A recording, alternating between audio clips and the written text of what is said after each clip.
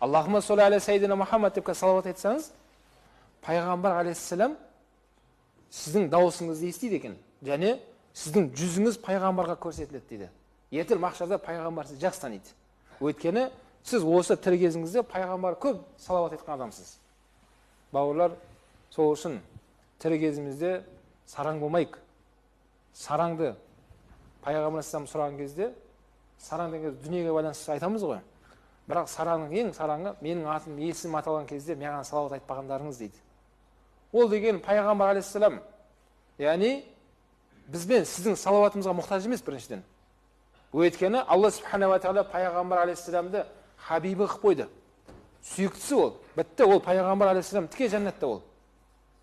Енді пайғамбар сараң болма деп атқаны, өзің сауап істеуіңе сараңды қылмасай, өз-өзіңе деп атқаны ол дейді. Яғни бір салауат айтсаң, Алла тағала неше айтады сізге?